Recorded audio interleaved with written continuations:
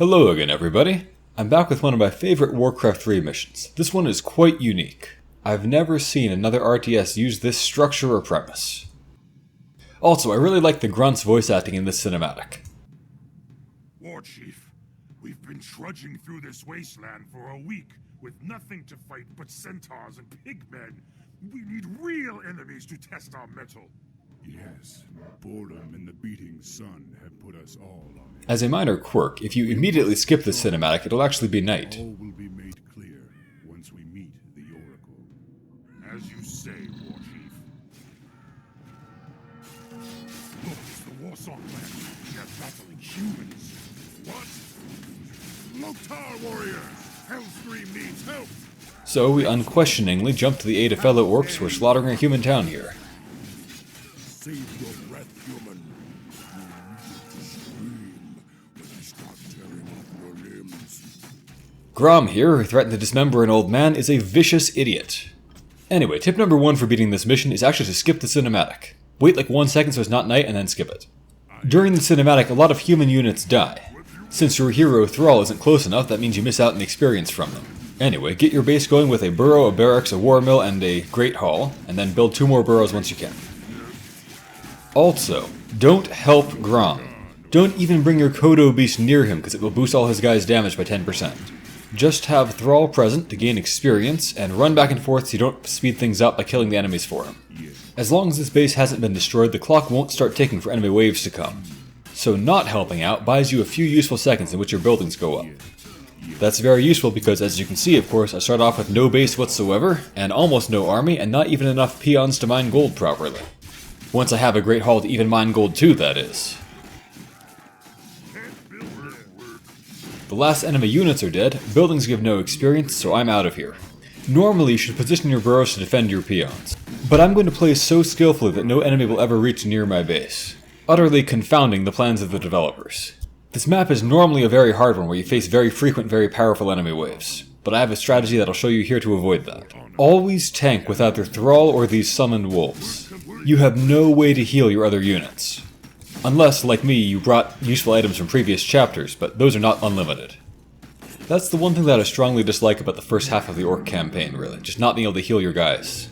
Sometimes it's even efficient to deliberately kill your own guys to make rooms for full health ones, which is just so silly. Continue sweeping up the monsters on the map during this lull for gold and experience and items. Notice that Grom will evade answering that rather important first question. Same way we did, little brother. Apparently, a frail girl named Proud. I'm going to change things up and have my Kodo devour that one to save time. There's a health potion in that box, but I don't need that, really. Don't lead with your wolves into this next fight, lead with Thrall. These thunder lizards can cast the Purge spell, which deals catastrophic damage to summoned units and will instant kill your wolves. Thrall, despite being a mage hero, is a decent tank anyway, considering how high his armor is compared to your other units, and that he has good regeneration. There's one more feasible group of creeps to kill. Some of you might not know about them because they're pretty far off the beaten path. They're also pretty dangerous, so be careful. For grunts and raiders, the first attack upgrade is actually more valuable than the armor upgrade. Better priced, too. Sometimes I would still get the armor upgrade just to stretch my healing items a little bit farther. But my gold drops were a little unlucky, and I want to save gold for peons and things. Now in this fight, I often want to have my Kodo beast near the front. There's an important target to devour. Took longer than I expected to digest the first guy though. Usually I'd have the Kodo use Devour and the Centaur Impaler, their main DPS. Don't ever have it eat the Sorcerer. If you do, you lose out on all the items the Sorcerer would have dropped. Some headhunter, who we don't actually own, talks about the mission objective. The Goblin Lab he mentioned will soon be revealed on the minimap. I'll throw down a healing ward here. My only source of healing, as I mentioned. It's a very good one, but it is an item that you only have a couple of uses of. The main point of killing all these creeps was to get another level up for Thrall. I'll take Chain Lightning for sure. The other spell, Farsight, used to be such a joke that people would use it as a taunt. I heard it got some buffs recently though. Anyway, time to switch peons to gold. We won't need that much more lumber on this mission. 3 or 4 lumber peons at most should suffice if you're careful. Thrall should pick up this Tome of Intelligence to make his spellcasting a little bit better.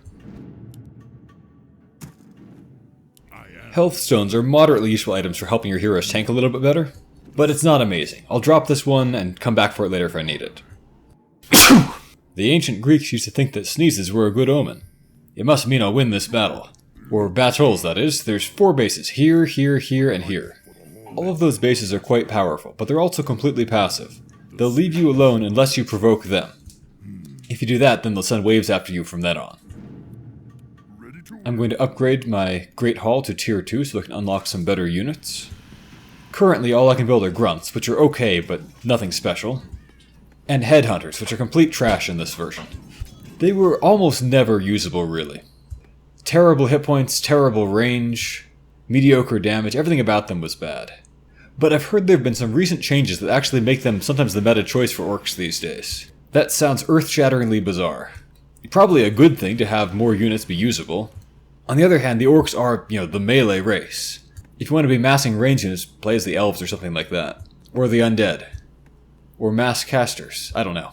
Alright, so Grom is setting out to disobey orders and be a lunatic. He will attack this blue human base. And that will aggro it permanently, and then it'll attack me rather than him for the rest of the mission. And then the idiot will go provoke the next base, and the next base, until they're all attacking you. Normally this is impossible to stop. The developers pretty much expected you to be watching in helpless horror as he provokes the base. With no base and no units of your own, really. But my plan here is to try to aggro them all out of their base before Grom gets here. That way I can fight them away from their towers. And I've built up my forces enough that if I can do that, it won't be the kind of hopeless fight it usually is if you try to help them fight this first base. So instead, I get to fight alongside an ally. In a difficult but winnable fight. Their Archmage ran back in, which is not great. Thrall saying there's nothing to do but tighten their defenses. Some wise leader. Alright, time for the push into their base. It'll be harder than I expected because the Archmage ran back in, which is unusual. I've got a lot of guys getting blizzarded now, I better run them out. I'll throw out my heals. The enemy is terrible at killing these easily killed healing wards. And I'll just spam out my spells because I have plenty of potions. Chain Lightning and Summon Wolves are both fantastic on this mission. Oh, I tried to eat that guy, but he got away. Kodos often miss moving targets. My Raiders are almost dead. Those are the guys on Wolves. But that's good. They're lousy units. I want them to die to free up population space. They're good in multiplayer, mind you. They're just terrible for single player. Alright, I'm training some catapults, which is the whole point of upgrading my town hall. Those will let me get enough pressure to destroy his base. Alright, the tower's going down. Next is their hero. I've already talked a little bit about the other unit that I've got, Kodos. They're slow and pretty vulnerable, but they have the ability to devour people, as you've seen me do a couple times. This instantly removes an enemy unit from the battlefield. Even a really big ground unit can be devoured. I'll level up Chain Lightning, by the way, and drink a potion so I can just keep it up. Chain Lightning is always a decent spell, but it's especially good on these missions where you fight humans. It can obliterate their waves of militia and other low HP swarmed units. Anyway, going back to Devour for Kodo Beasts, the devoured unit isn't instantly killed per se. It slowly takes damage in the Kodo's belly. When it dies, then you can devour another unit. So there's sometimes a trade-off between removing a full HP enemy versus being able to devour more guys by eating low HP people. But in practice, because Kodos are so slow and easily blocked, you just eat whatever's close to you most of the time. While digesting a unit, by the way, the enemy has vision of you. The Kodo's other great ability grants plus 10% damage to all your nearby units. So, we beat the enemy garrison, which is usually not possible to do this early. Now it's time to break their troop-producing structures. If you see them working on reviving the Archmages, then focus down the altar first. Now if, for whatever reason, you find it too hard to take out the base like this, I did devise another countermeasure that helps you deal with the waves they send out. Leave your army at home, but have Thrall out in the wilderness near the enemy bases. Then, when a wave comes, have him aggro them, and have him pull them all the way into Grom's base and force Grom to actually help you. It's both funny and effective. I don't think I've seen anybody else try that. Give it a try sometime. Alright, with these demolishers I can make real progress. They're actually good at destroying buildings. Most of my units are pretty bad at it. With the pillage upgrade that I got though, whenever my grunts or raiders or peons attack a building, I get some gold and lumber. If you fully destroy an enemy building using units that can pillage, then you gain back 50% of the resources that the enemy spent to build it. And of course it just works proportionally if you don't do all the damage with your pillaging units. Demolishers aren't giving me any pillage resources, but they are of course just the best at destroying buildings. Speed is important here. At some point, Grom will actually leave the battle and go aggro another base if he has to. I'll use my demolishers to destroy that tower from outside its range. I want to avoid taking any more damage on most of my units, so I won't attack into tower range with them. So I'll destroy the towers first, and then that will give my melee units a free hand to help out with the town center and so forth. The enemy loves to target your catapults, by the way, so always be ready to protect them. They're very fragile. And I'm going to claim their gold mine as mine and build an expansion base here to double my income. As a side note about the story, it does seem like an odd coincidence that the orcs and the humans would run into each other out here. This is a new continent to which they both coincidentally sent small forces. I'm going to think ahead and build 2 burrows before I need them. Once I'm close to getting my second gold source, I'll be ready to really boost my population up high. For now though, a 40-foot army is more than sufficient if you micro it well enough. This human base doesn't really use their workshop very much. Each of the 4 bases tends to use different units and has a different hero. That contributes a lot to both the fun and the challenge of the mission. Now the next thing to watch out for is that Grom has the attention span of a squirrel. Sooner or later he's going to abandon this fight, whether we're winning or losing, and then go attack the next human base, the one here. Left to his own devices, this will be another pointless suicide attack that does no damage to the humans and aggroes another base to attack you. But if we go with him, we can overcome the tough Mountain King that base has and smash it too.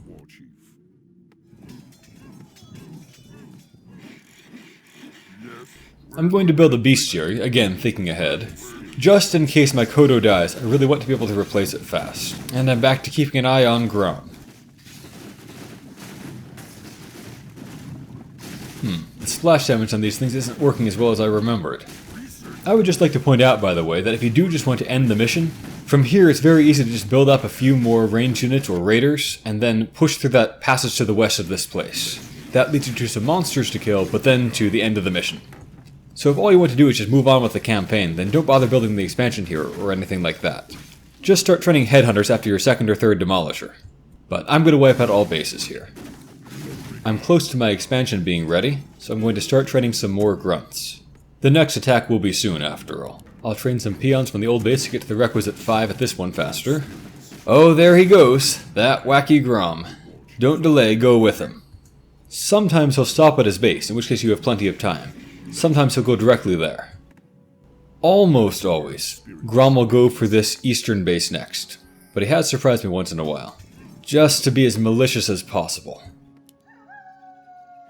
Follow along with him, but of course try to have him be the one tanking. On this base I wouldn't try the trick of having Thrall aggro the enemy out of their base. Their Mountain King will just stun Thrall. That chain lightning didn't go very well. Try to focus their Mountain King when you can. He has some pretty nasty spells. Once he's out of the way, the rest of the base isn't too bad. This is the last battle where a healing ward will make much of a difference. Thrall's mopey line about destiny there annoys me a little bit. There's nothing destined about this. He's just allowing his idiot second in command to run amok again and again and again and taking no action to stop it. Well, we've overwhelmed this base. So I'll just do the same process of attacking first their towers and then their troop-producing structures. At this point, the developers thought we'd just be stuck in our own base watching as Grom gets killed again and again, aggroing bases to attack us until we're getting overwhelmed. But as you can see, this way is much more efficient and much more fun. As much as Grom annoys me as a character, he makes for a fun mechanic on this mission, and it is a nice change of pace to be able to fight alongside an ally. That doesn't happen in many RTSs. Anyway, I mentioned earlier that you shouldn't need to have any healing wards after this. On this mission, for starters, with 2 gold mines pouring in income, you can easily build a giant army. Pillage helps too, of course. So it's pretty straightforward to overwhelm the enemy after this point. And on Thrall's next campaign mission, there's a healing fountain. And after that, you've got actual healing units. Okay, I'm gonna get 2 more peons at the expansion here. You know, the lack of healing made the orcs my least favorite race in the original release of Warcraft 3. The expansion gave them lots more options and it was a lot of fun, so they became my primary race after that. I really enjoy all of Warcraft's campaign, but I think the orc one is my least favorite because of the lack of healing, among other things. I'm such a perfectionist that I just don't like having units at less than full health. I like it a lot better in the second half, where healing does become available. The second half also has a fantastic dungeon crawl mission, and a very challenging finale. I think Blizzard did an excellent job with all the finale missions. I'm really going overboard on demolishers here just for the sake of speed.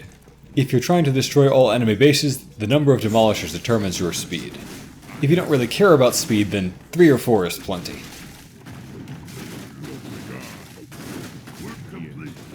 I'll let him finish that off while I start moving toward the next base.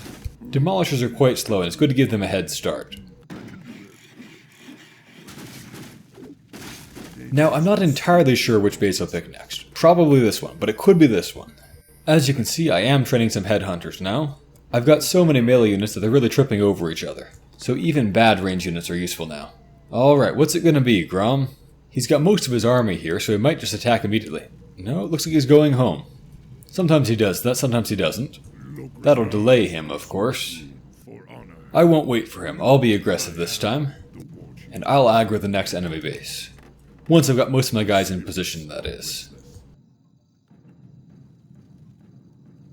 These guys have a somewhat irksome paladin. He can turn himself invincible for a hefty amount of time. So I'll try to bait him out and make him use it early, and be ready to smash him immediately once it wears off. None will survive, Thrall says. This from the supposed wise leader character. Use Chain Lightning first to get some free damage on the paladin. He'll turn invincible only when he gets attacked.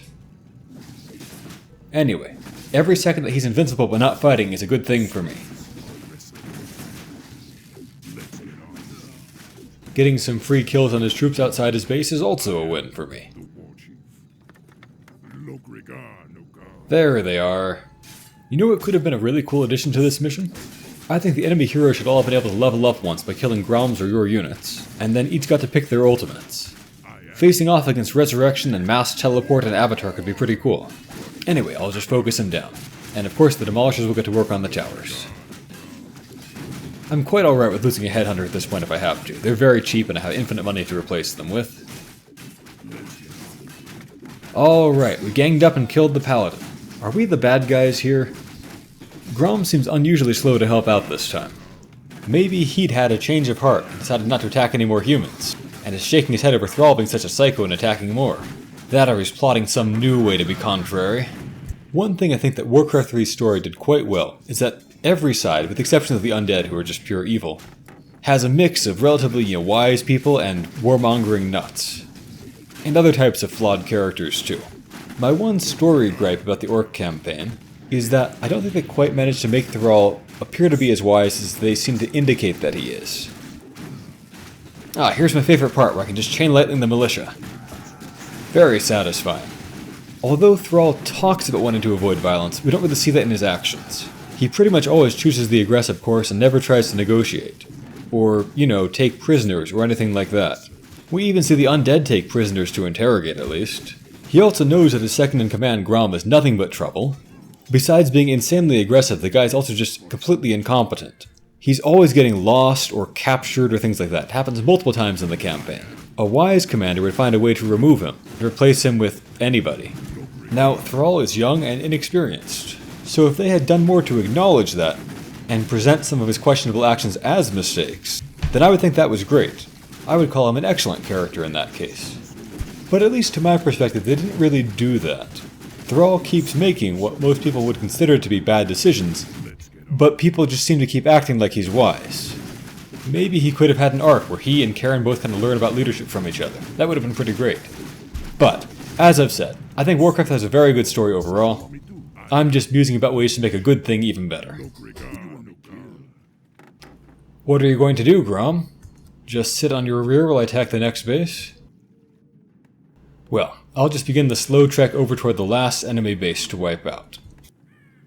Let's get on. Research complete. Oh, you know what I should do while I'm in this area? I should pick up the item that I left behind, now that I have some free inventory slots. The health stone could be pretty useful for someone like Karen on future chapters. Alright, here he goes at last. He's off to attack somebody. From what I've seen, his AI is smart enough to not attack an empty base most of the time. Yes. I'll grab that health stone and get back to where my army is trickling into position. I won't bring my raiders into this fight. Their terrible armor type and bad HP makes them hard to keep alive. The expansion fixed that, thankfully, and made them a much better and more interesting unit, I think. The positioning here is kind of awkward. Unless you claim this upper area, which is guarded by some monsters, it's just hard to squeeze in your troops or find a good place to fire your catapults from against this base. My army is becoming massive and rather cumbersome. I'll just order them to hold position in different spots, leaving a lane open for other people to move in. Master? And once again, I'll try to aggro them out of their base, and pull them into this gigantic ambush. I would say these guys are the weakest human base, by the way. So it's rather malicious design that Grom goes for them last and aggroes the tougher ones first. Makes for a fun, challenging chapter, though. Every time I start thinking that a fantasy name like Doomhammer is kind of silly, I remind myself that there was a Viking king named Eric Bloodaxe, which sounds like a bad parody of Viking names. I am quite content to have Grom be the one leading the charge into the towers. Another great chance to blast a lot of weak human units with chain lightning and take out half their health. This base has no hero, as you can see. It's unique that way. Thrall's getting blocked because the army is so huge in such a small space, preventing me from using chain lightning for maximum efficiency. That spell is hard to use efficiently anyway. The way it bounces is pretty random, and sometimes the bounce order will make it not hit people who it could have. They've got a lot of production buildings, but I've got a lot of demolishers. They used to be called catapults, by the way. The expansion, for reasons I've never fully understood, replaced the orc catapult with the basically identical orc demolisher, and the Night Elf Ballista with the very silly Night Elf Glaive Thrower. They functioned the exact same way, of course. Well, while the battle is raging, there's not much else that I can do to be useful other than maybe build some towers over here. I won't need them at all, but I just want to be doing something productive. I can lure some creeps into them for free hits. The orcs have cheap and weak but very long-range towers. In the name of speed, I'll pull most of my army out of here and just leave the demolishers. My army can wipe out the last optional group of creeps on the map. I didn't fight them at the start because they're both rather out of the way and also pretty powerful for your early group to take on. It's a bunch of owl bears, which are very heavy melee units.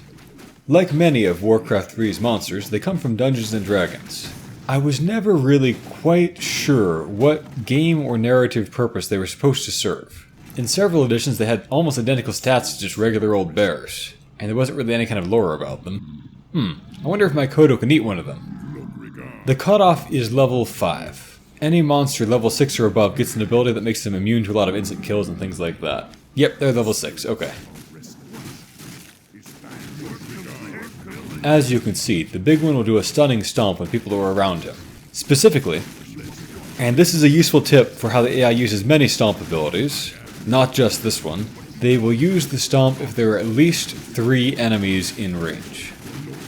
He dropped a claws of attack. As I've mentioned, those are not really useful, but I have an open inventory spot, so I'll carry them and just sell them on a mission where I need money or something. Alright, Grom is off to be useless. He certainly won't help us with the actual mission Thrall is trying to accomplish. One nice thing, by the way, that I always found pretty satisfying in Warcraft 3's campaign, is that there's often some kind of thematic sense between the items that you find and the monsters that drop them. The Centaur Sorcerer dropped the Intelligence Tome and the Magic Potion, which I could drink now because I am short on mana, but I don't think I need to. I think I'm going to kick out my injured melee guys. I already have too many. Work complete. Let's get on with it. So up ahead here, there's kind of a choke point. It can get really congested if you have a big army like I do. I'd much rather pull them out and have them fight me here. We're under attack. Not that I have any chance of losing regardless, my army is overwhelming of course, but I think it'll be more stylish to not be crowded around so much. They're running back because they went beyond their maximum aggro follow range. That's fine, it means free hits. The gold rewards for killing creeps are really substantial in this version. That got nerfed in the expansion. Alright, there's another big fight with a lot of Centaurs coming up. I'll have Thrall tank once again. If I can pull just some, I will do so. Nope, they all come together. I'll have my Demolishers try to attack the ones in the back. That will reduce the splash damage friendly fire.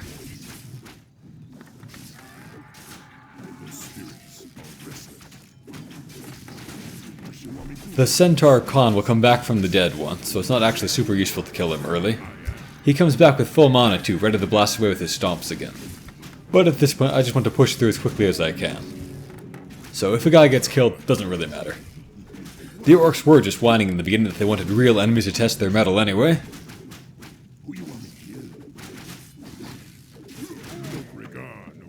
A Scroll of Healing, that's a great item. Gauntlets of Ogre Strength are a bad item.